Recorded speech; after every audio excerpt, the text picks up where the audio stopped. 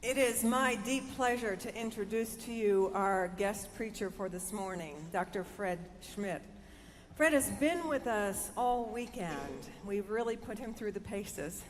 He was here for yesterday for a morning retreat for 3 hours with some of you who attended that retreat, and then we shuttled him off to the leadership retreat where he met with the leaders of Aldersgate Church, and then we invited him to join us for a conversation at the Heart of the Matter last evening. If you have a chance, you need to, and you weren't here, you need to find that online as soon as it's up and listen to his compelling story about his brother Dave's death from cancer and how we might accompany people who are suffering. It was a marvelous evening. And this morning, he's not done yet. He's here to preach one last time for us, and we are so delighted to have him. Let me just tell you a little bit about Fred. He has a PhD from Oxford, Master's of Divinity from Asbury Theological Seminary. He is an expert in the area of Christian spirituality and a prolific writer. He's an excellent teacher. He's a fellow seeker of God, and he has become a trusted friend. We served together on the faculty at Garrett Seminary, and I'll take credit. I was on the search committee that hired him, and I think it was a real boon to the seminary to have Fred on their faculty in the first funded chair for spiritual formation in United Methodism. Among his other accomplishments, Fred has taught at 2 United Methodist seminaries, Perkins and Garrett. He has served as the canon educator at the Washington National Cathedral, so he's not new to this area, but it is his first time here at Aldersgate. He was also the dean of St. George's College in Jerusalem, where he served on the cathedral staff there. Fred has a couple of books here for sale. We have them in the vestibule on the way out, so you might want to stop and take a look at those. He's a prolific writer, so if you haven't checked him out yet, you can find him on the website Patheos, which is a website that talks about religion and spirituality from a lot of different perspectives, but he's a frequent contributor there. One of the things I appreciate the most about Fred is that he understands what balance is in life, the importance of balance, importance of balancing the inner journey with the outward walk of faith. He understands prayer practices, but he also understands where the rubber hits the road and how we act out our faith. Fred is a critical thinker. He has found a way to have both a vital faith and an intellectual life, a faith that includes the intellect. He is an Episcopal priest, and he is married to an Episcopal priest, Natalie Van Kirk. They have 4 children and 6 marvelous grandchildren. Grandchildren are always marvelous, so. And they live in Glen Ellen, Illinois, with their dog, Hilda of Whitby. So would you please welcome Dr. Fred Schmidt.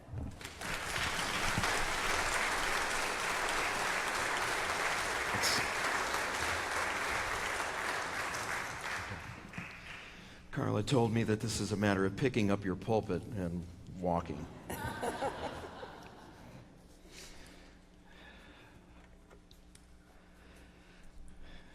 And out of all of that palaver, the piece of it I'm proudest of and most enthusiastic about are the 6 grandchildren. Had we only known, we might have bypassed having the kids. But I think there's a logistical difficulty in it. Will you pray with me? May the words of my mouth and the meditations of our hearts be always and everywhere acceptable to you, O Lord, our strength and our Redeemer. Amen. As I began thinking about this passage several weeks ago, the thing I couldn't get out of my head as a window into what Moses was facing comes from a website of all things called despair.com. And if you don't know despair.com, you ought to look it up because it's great for a few laughs. They produce what are called demotivational posters. And they look exactly like the motivational posters of most corporate settings. They have brilliant, crystal clear photography, a nice royal blue boundary, and then gold trim. And underneath it, there's always a leading word or caption, and then some kind of saying or summary that explains the significance of the photo. And the one I couldn't get out of my head was the picture of the pyramids in Egypt, just outside Cairo. Brilliant picture of the desert and the pyramids and a crystal blue sky, with the word achievement emblazoned below it. And then the epigraph, never underestimate what you can accomplish with vision and endless slave labor. And that, in fact, is really the background to Exodus 3 and to the story of Moses. Moses was born the son of Jewish parents. He was hidden among the Egyptian aristocracy. And in a moment he didn't anticipate confronting an Egyptian slave master, he struck out in defense of one of his fellow Jews. And much to Moses' dismay, none of this worked out well for him. He realized that he had just exposed himself. And to make matters worse, he realized almost instantly that the man that he had delivered or defended was willing to give him up to their Egyptian overlords. So he ran away. He went to Midian, which is out in the desert. He bought sheep, he got married, and he tried to hide. And then the burning bush showed up. And burning landscaping is always something that will get your attention. It's hard to know why Moses asks God what God's name is, honestly. Some scholars believe that what Moses was really reflecting was a genuine lack of knowledge of God, and perhaps a lack of knowledge of God on the part of the Israelites who were enslaved in Egypt. God has no grandchildren. God has only children. And there is a possibility that what Moses was doing was reflecting his ignorance of the God that he had forgotten and lost. Other scholars believe that perhaps what was going on here was that Moses was fairly sure there was going to be a password if he went back to the Israelites imprisoned in Egypt, and that they were going to want a name of God that they recognized. If the two names matched, then they were good to go. If they didn't match, well, Moses had already tried to do something for the Israelites in Egypt. He had a t-shirt from the experience, and there was no chance that he was going to go back there again. The problem is that there's nothing in the story or in the rest of Exodus that suggests that the people of Israel needed either to be supplied the name or needed a password.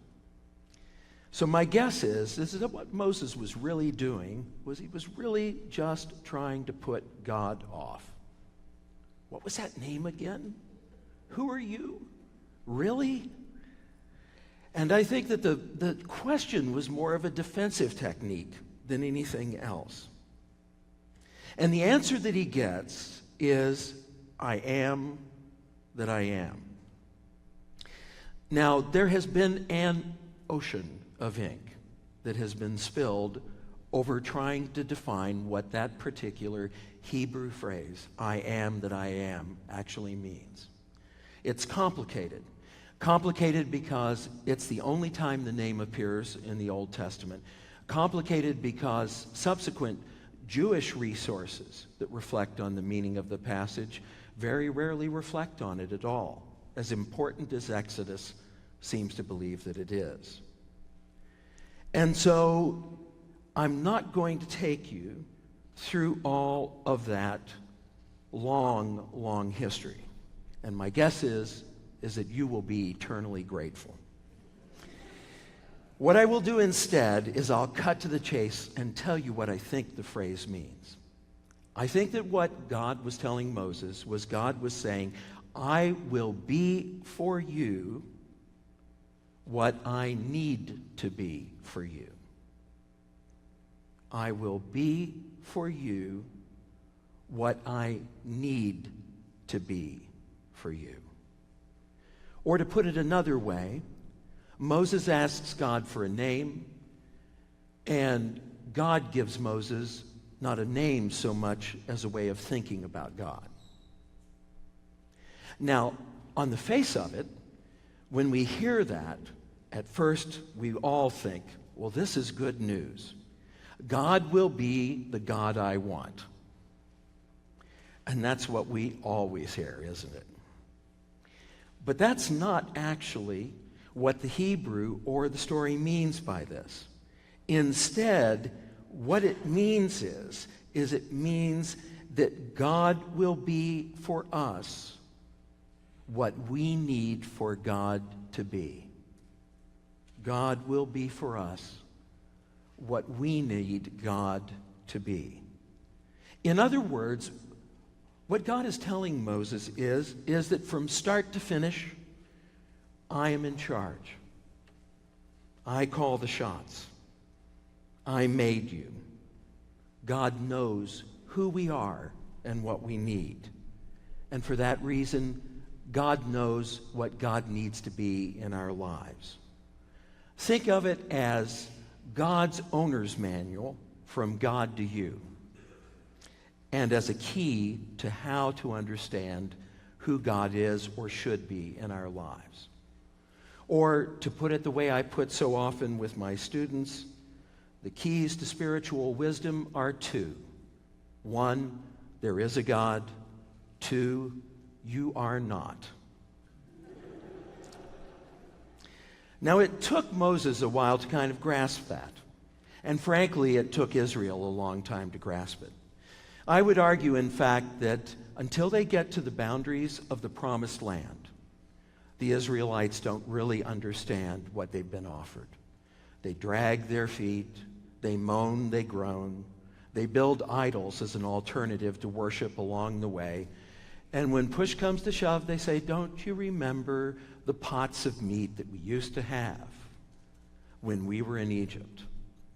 Never quite remembering that they were slaves. And Moses struggles with the children of Israel, and finally at one point in the story in Exodus, exasperated, says to God, why did you give me these people? Something that probably parents say from time to time, and teachers say about students, but a key to knowing that Moses just really hadn't come to grips with it. And then, overlooking the promised land, the children of Israel finally understand what they've been offered.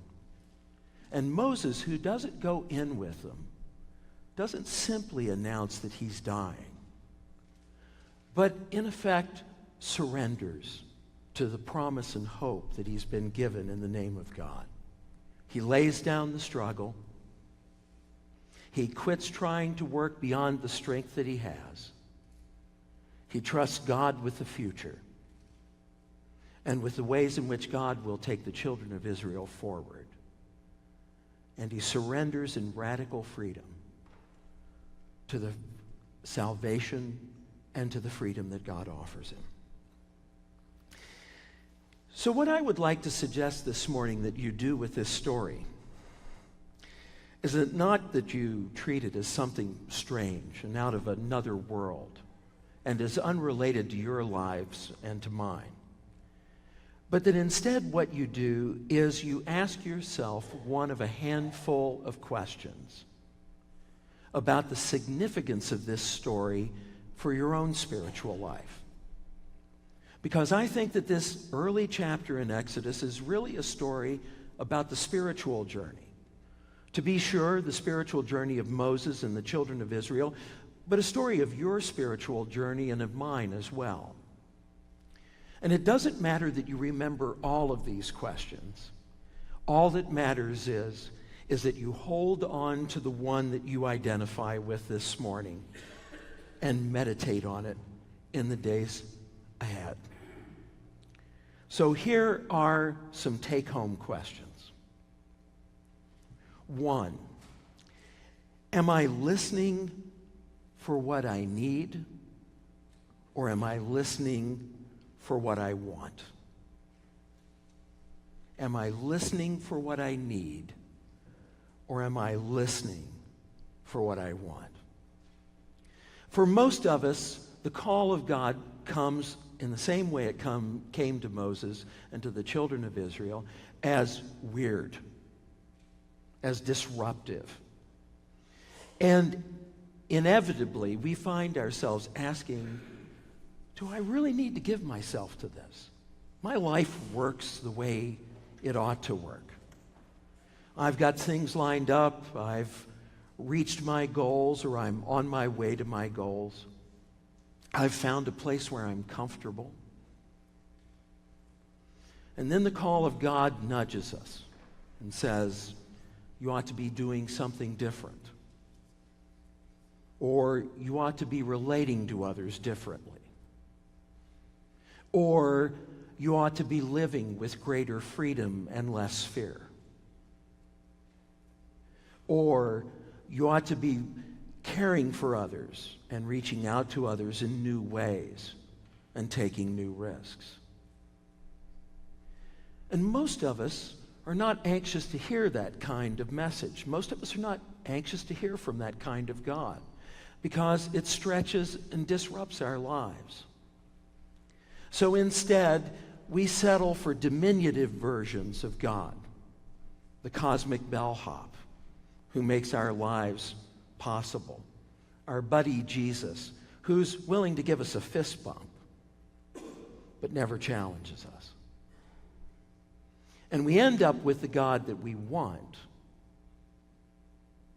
but that's often not the God that we need.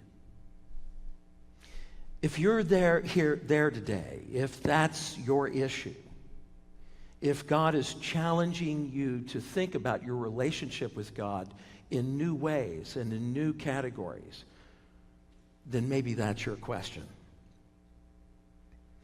A second question is, am I running or am I fighting? Fight and flight isn't just a part of our DNA when danger approaches. Fight and flight is when spiritual challenge comes. And when God breaks in on our lives and says, things need to change, we usually either say, we're not having any of this, and you and I are in for conflict, or we run away, as Moses did. And I think that there are a lot of reasons we do that. One reason I think that we fight or we run is because some of us have been introduced to concepts of God that rattle around in our adult lives that make us think, I don't want to meet this God. Having done years of spiritual direction, I've become convinced that for many of us as adults, the images that we have of God that we carry into adulthood were fixed from ages 4 to 12. And barring some exceptional set of circumstances, we never revisit those images. So the images of God that we have is some distorted vision that we heard somewhere in the church some time ago that felt like what God wants to do is shame you. Or a message that we heard that sounded like what God is 24/7 is your judge and wants to find fault in you. Or an image of God that came from an abusive parent that makes us fear that being close to God is one and the same with being hurt. And I think that that kind of fight and flight is often grounded in those broken images of God that we bring into our adult lives and that we fail to revisit. The other cause of our fight and flight, frankly, is that I think that we're afraid that a love of God will displace all of our other loves. That a love of God will take away from us things we find enjoyment in. That a love of God will rob us of our relationships. That a love of God will rob us of our passion for the work that we do and for the connections that we have with others. And nothing could be further from the truth. God does not ask us to love him, nor does God love us in the name of taking our other loves away from us that are God's good gift to us. Instead, God's intention is to take that place that only God can take with an eye to ordering all of our other loves so that they are life-giving and that they are gathered up for a lifetime and nurtured and enriched by the kind of balance that comes from finding ourselves centered in God. So there's the second question. Are you fighting or are you running? If you are, it's time to stop and to ask yourself why. Third question that you might connect with: am I stuck? You know, Moses was stuck. I don't know if you've ever looked at a map of Midian, but nobody in their right mind would live out there on that part of the Arabian desert, tending sheep who have no place to eat. And the Israelites, for all the meat and pots and the rosy pictures that they had of it looking back, were slaves. Their experience and ours proves something that I learned in physics: inertia.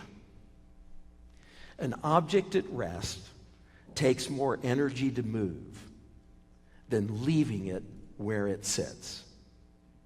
It applies to grand pianos, it applies to pulpits and pews, and it applies to human lives. It is amazing what kind of misery we will live with in the name of not moving, even when the moving that we're offered is going to be life-giving. We stay stuck in the way that we relate to people. We stay trapped by addictions that isolate us from one another. We continue in relationships that are destructive to us. We take up life patterns that rob us of the deepest enjoyment of the life that God has given us. And the only way to stop being stuck is to receive the promise that God will be the God that we need. So perhaps your question this morning is, am I stuck? And then finally, there's this question: are you ready to say yes to the God who knows what you need? Moses found himself drawn out of the desert, away from trying to make a hard-scrabble life out of raising a handful of sheep in the middle of nowhere, and found himself entrusted with the leadership of the children of Israel. The children of Israel walked away from being slaves and became a new people whose message endures to this day. And Christ has become for us the God that we need. A God with skin on. A God who mourns with us when we mourn.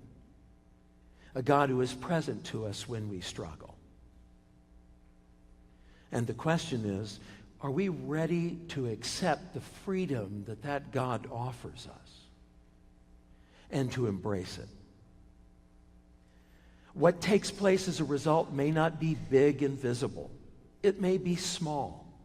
It may be a change of heart or a change of mind. It may be new freedom in life or new courage to do what needs to be done. It may be living in deeper connection with God and with the people who are a part of our lives. It may be finding some version of life that's been tapping at the door of our heart for years that fear has kept us from embracing. For that change to be big, what happens doesn't need to be. The small can be huge in the lives of the one who says yes to God. So if you have no other question that taps into where you are this morning, perhaps then finally the question is, am I ready to say yes to the God that I truly need? And one other thing. Check the shrubs when you get home. Your front lawn might be on fire.